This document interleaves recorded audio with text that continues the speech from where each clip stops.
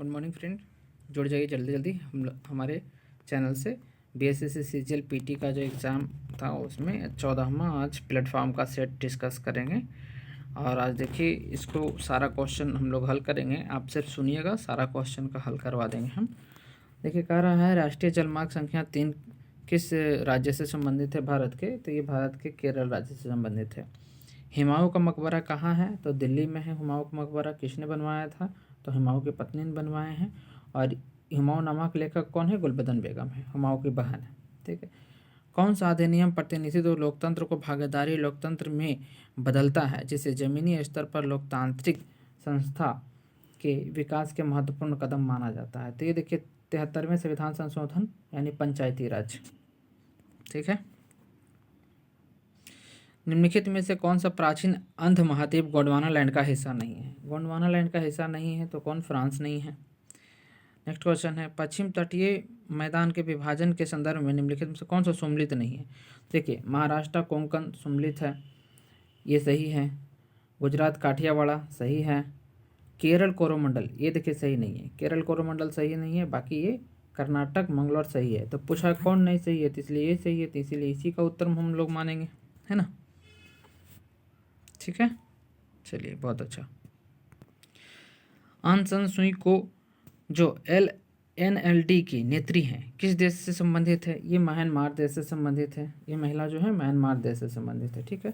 डोल महोत्सव कहाँ मनाया जाता है? तो डोल महोत्सव पश्चिम बंगाल में मनाया जाएगा। ग्रेनाइट चट्टान किस प्रकार के चट्टान है? तो अग्नेय चट्टान है। चट्टान 3 प्रकार के हैं, अग्नेय, अवसादी और कांतरिक चट्टान। ठीक है।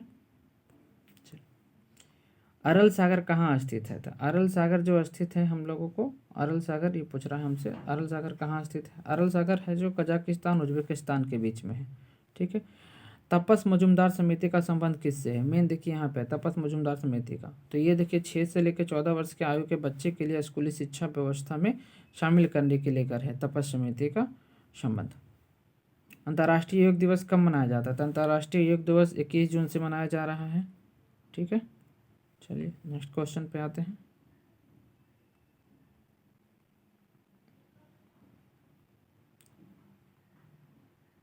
महात्मा गांधी द्वारा द्वितीय गोलमेज सम्मेलन में भाग लेने लंदन गए थे, तो उन्हें कहाँ ठहराया गया था? तो किंग्सले हॉल में ठहराया गया था। अंतर्राष्ट्रीय चैरिटी दिवस कब मनाया जाता है? तो 5 सितंबर को हम लोग जो बनाते हैं शिक्षक दिवस, उसी दिन मनाया जाता है चैरिटी दिवस, अंतर्राष्ट्रीय चैरिटी दिवस। चैरिटी मतलब दान देने वाला दिवस होता है। मंगल ऑर्बिट मिशन MOM मंगलयान का किस वर्ष प्रक्षेपित किया गया था? 2013 में किया गया था इसको। निम्न में से किस वंश की शासिका रानी दिद्दा थी? रानी दिद्दा किस वंश के शासिका था? तो उत्पल वंश के शासिका थी रानी दिद्दा। उत्पल वंश के प्रसिद्ध शासिका रही है रानी दिद्दा। ठीक है। तो अब ये क्या है कि इनके साथ देखिए 950 ईस्वी में गद्दी पर बैठी थी। क्षमेंद्र गुप्त की मृत्यु के बाद ये बैठी थी। क्षमेंद्र गुप्त की जब मृत्यु हो गया था तो उनकी राजकुमारी दिद्दा जो थी लोहार वंश से संबंधित थी, समझे। तो उनसे विवाह हुआ था लोहार वंश से। ये लेकिन थे उत्पल वंश के राजकुमार, लोहार वंश के राजकुमारी थी, इनसे विवाह हो गया था। और इसके बाद ही बनते हैं 1003 ईस्वी में जो रानी दिद्दा की मृत्यु हो जाती है ना, तो संग्राम राज की शासन आ जाता है। संग्राम राज जो सब लोग जान रहे हैं। ठीक है। जो लोहार वंश का संस्थापक था, नींव रखा था। तो ये क्या था कि इनके भाई लोग शासन कर लेता है उत्पल वंश में। ये पहले देखिए क्षमेंद्र गुप्त के पत्नी थी ये उत्पल वंश के रानी दिद्दा। तो क्षमेंद्र गुप्त की मृत्यु हो जाती है तो रानी दिद्दा शासन करती है। आएगा 1003 में जब रानी दिद्दा की भी मृत्यु हो जाती है तो शासन करता है कौन? तो क्षमेंद्र वंश। उसके बाद फिर आ जाता है इसका लोहार वंश के संस्थापक सब आ जाता है, और लोहार वंश के संग्राम संस्थापक हैं। चलो, पाकिस्तान की पहली महिला प्रधानमंत्री कौन थी? तो बेनजीर भुट्टो थे। ठीक है। जुल्फिकार अली भुट्टो की बेटी थी ये। और बेनजीर भुट्टो पाकिस्तान की पहली महिला प्रधानमंत्री बनती है। ठीक है। फॉरबिडन सिटी के नाम से किसे जाना जाता है? तो फॉरबिडन सिटी के नाम से किसे जाना जाता है? तो ये जो चीन में है फॉरबिडन सिटी, एक जो है चीन में फॉरबिडन सिटी के नाम से जाना जाता है। गरीबों का अनुमान का आधार क्या है? तो गरीबों का अनुमान का आधार है परिवार का उपभोग व्यय है। अब देखिए एक आदमी के पास बहुत पैसा है, वो खा पी नहीं रहा है, तो उसको वो गरीबी माना जाएगा। ठीक है। एक आदमी के पास पैसा कम है लेकिन उपभोग व्यय जो है बहुत अच्छा कर रहा है, रहन सहन मतलब उपभोग खाने पीने में अच्छा व्यय कर रहा है, तो इसका मतलब वो अमीर कहला जाएगा। ठीक है। एक दिवसीय अंतर्राष्ट्रीय मैच से किस क्रिकेटर ने पहली बार 3 दोहरा शतक मार दिया था? ये रोहित शर्मा अपना थे, जड़ दिए पकड़ के 3 दोहरा शतक। राजस्थान में शरीर पर चित्र गुदवाने की प्रथा प्रचलित है। एक जनजाति में यह प्रथा अधिक लोकप्रिय है, वो जनजाति कौन सा है? भील जनजाति। भील जनजाति सबसे ज़्यादा पहले हम लोग पढ़े हैं मध्यकालीन भारत में भील जनजाति हैं जो खेती करता था। किस संस्था ने आंगन 2022 सम्मेलन का आयोजन किया है? तो ऊर्जा दक्ष ब्यूरो है जो किया है। ठीक है।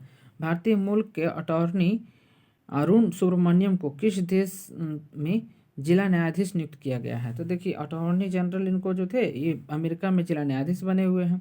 इनमें से किसने भारत सरकार अधिनियम 1935 को गुलामी का पत्र कहा है? तो अपने जवाहरलाल नेहरू जी उन्होंने बोले हैं कि गुलामी के पत्र बोले हैं। ठीक है, जवाहरलाल नेहरू। ठीक है। विलियम समोई अपारा रूटो को देश के राष्ट्रपति बनाया गया, किस देश के हैं? तो ये इनको बनाया गया है इजिप्टिया का बनाया गया। ठीक है। अंडर 17 महिला फुटबॉल सुब्रोतो कप 2022 खिताब किसने जीता है? तो ये जीतने वाला झारखंड हो गया अपना। निम्नलिखित में से कौन सा न्यूनतम तरल है? न्यूनतम तरल मतलब क्या हुआ? यहाँ बोल रहा है तरलता का मतलब ये हुआ ना, तरलता का मतलब है कि सबसे न्यूनतम तरल कौन है जो पूछ रहा है। तो तरल का मतलब यहाँ वो संपत्ति से, ठीक है, लिक्विडिटी जिसको कह सकते हैं। तो ट्रेजरी बिल है, विनिमय पत्र है, अचल संपत्ति है, बाहर चेक है। तो ये जो है अचल संपत्ति है। अचल संपत्ति वैसे संपत्ति को कहते हैं जैसे खेत हो गया, मकान हो गया, ये सब अचल संपत्ति में आता है। बांग्लादेश को पाकिस्तान से आज़ाद कब मिला था?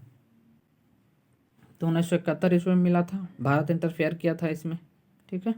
नेक्स्ट, निम्नलिखित में से कौन सा कार्यक्रम रोजगार से संबंधित नहीं है? रोजगार से संबंधित नहीं है। ठीक है। देखिए RMS है जो राष्ट्रीय शिक्षा नीति से संबंधित है ये। बाकी मनरेगा नरेगा तो जान ही रहे हैं।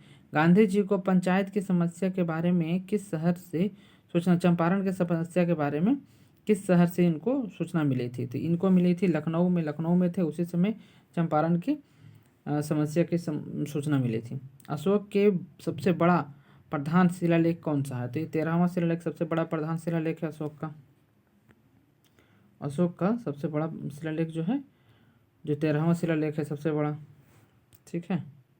नेक्स्ट, निम्नलिखित में से कौन सा सम्मिलित नहीं है? तो इसमें कौन सा? यूक्रेन, कीवी, इथोपिया, लोगासा। इथोपिया का लोगासा जो है ये सम्मिलित नहीं है।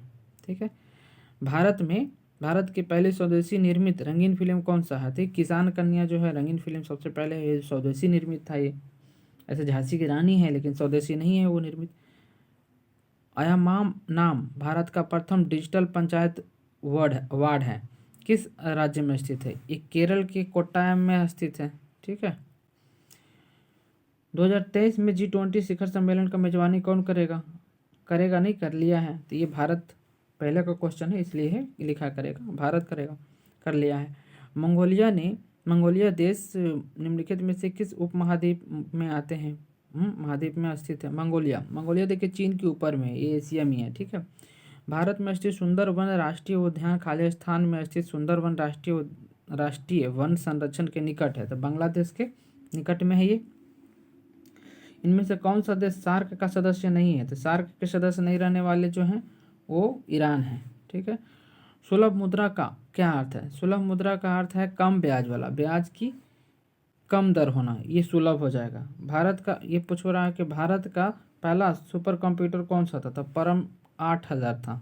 ठीक है। उससे पहले 1000 जो सबसे सुपर कंप्यूटर बना था, 8000 से ज़्यादा सुपर था वो। तो पहला कहेगा तो कौन? परम 8000 है। ठीक है। नेक्स्ट क्वेश्चन आइए हम लोग देखते हैं, थोड़ा धीरे भगाना पड़ेगा। ठीक है। चलो, राजस्थान के अलवर से होकर गुजरने वाला अक्षांश रेखा, अब देखिए अक्षांश देशांतर के बारे में जानकारी होना बहुत जरूरी है। ये देखिए ग्लोब है अपना। ठीक है। ये सब रेखा अक्षांश कहलाएगी। ठीक है। ये सब रेखा देशांतर कहलाएगी। लंबा वाला देशांतर और गणनीय वाला सब अक्षांश कहलाएगी। तो 0 डिग्री अक्षांश जो विषुवतीय रेखा कहलाता है। तो पूछा राजस्थान नाम के जगह से जो राजस्थान नाम के अलवर जगह से जो गुजरेगा वो रेखा अक्षांश रेखा कहाँ से गुजरेगा? तो वो जो है अपना सिक्किम से भी गुजर जाएगा। ठीक है। किस राज्य सरकार ने मुख्यमंत्री गौवंश मोबाइल चिकित्सा योजना शुरू किया है? तो ये छत्तीसगढ़ जो है गौवंश मोबाइल चिकित्सा योजना शुरू किए हैं।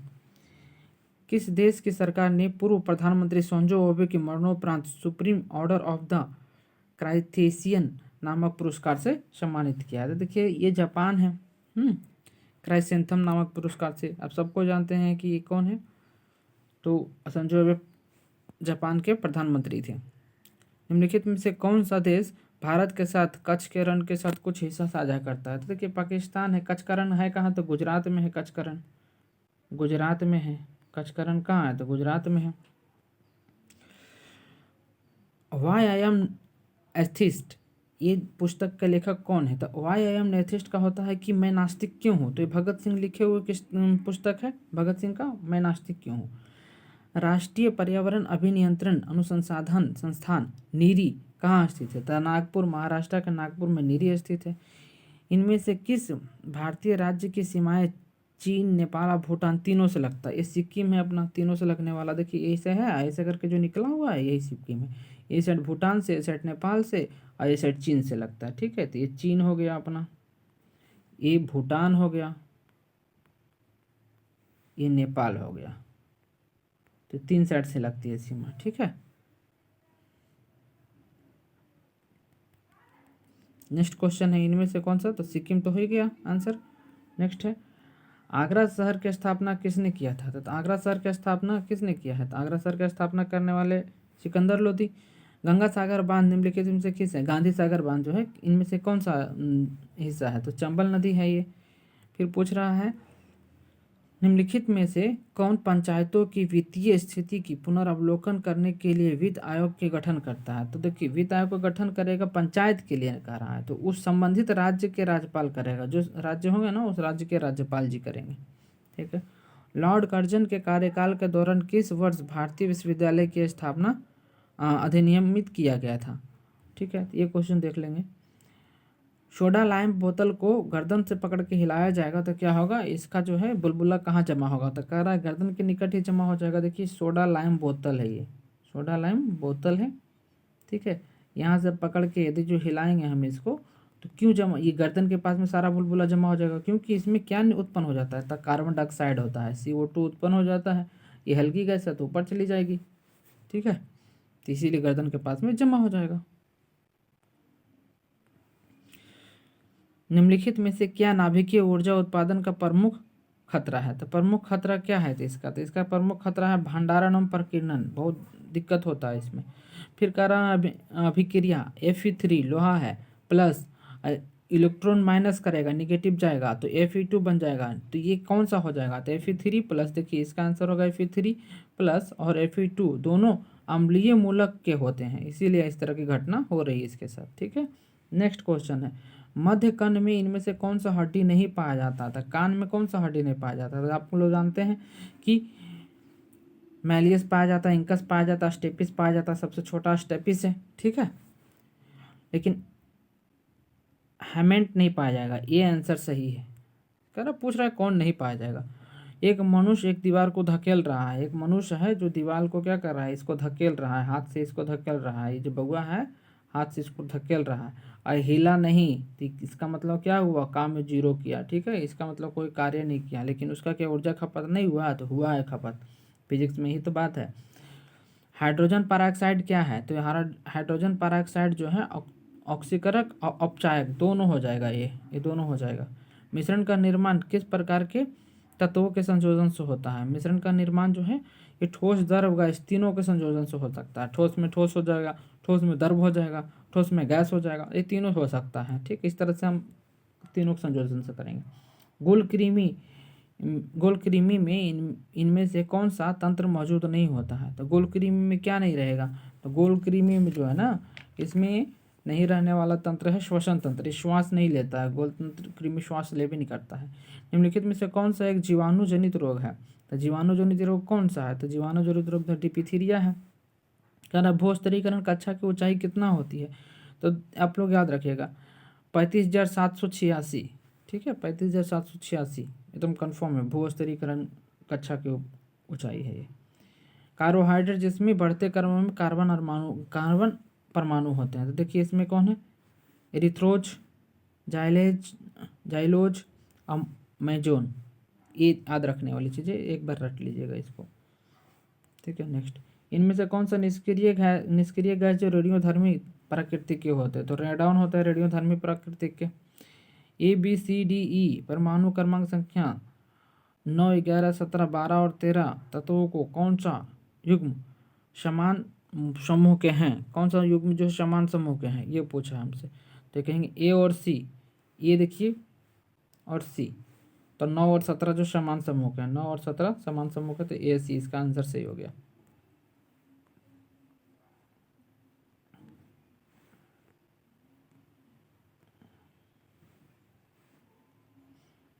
जिन तत्वों के धातुओं और धातुओं के बीच के मध्यवर्ती गुण होते हैं उन्हें उपधातु कहते हैं। इनमें से कौन सा जो है उपधातु है जो पूछा है? तो जर्मेनियम उपधातु है।